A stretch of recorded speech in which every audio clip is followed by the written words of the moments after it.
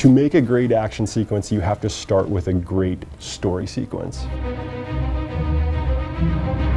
An action sequence can be fun to watch, but unless you're invested in this character and what they're trying to do, it doesn't mean much. One of the things I really like about Marvel Comics is when you look at a panel, the characters really pop. You can always see the characters, you know what they're doing. When we were building out the RAS sequence for our E3 demo, we actually went in and we talked with Insomniac a lot about how we could exactly position the villains so we would almost see like these images that flash panels from the comics themselves. We wanted to try and get that same angle and same framework into these scenes. We don't actually do storyboards. We actually do a 3D previs. I'm talking about pre-visualization in 3D. The entire file will actually look like what you see in the final product, but it's all grayscale, and then the animators just do temp animations to block out all the scenes, block out the cameras, and then set up the flow of the actual combat. And once we agree upon what we're going to do, we then go to the mocap stage and shoot it. To achieve both Spider-Man's motion and some of the other more stylized or superhero characters, we drew from everything possible. Right off the bat, we looked at parkour, we looked at gymnasts. We actually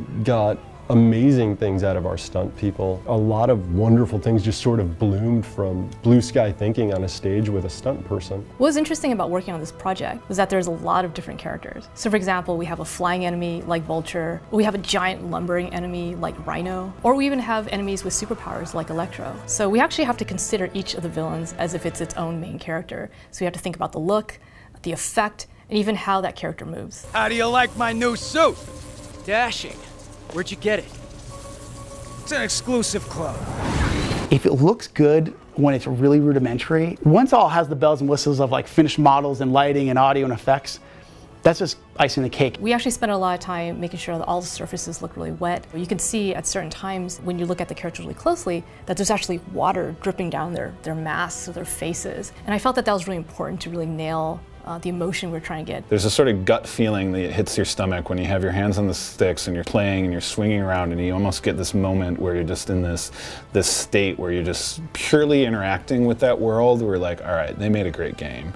And that's sort of where I've been at, you know, since probably a couple months now, and I'm really, really excited to get this out into the world and see how people react.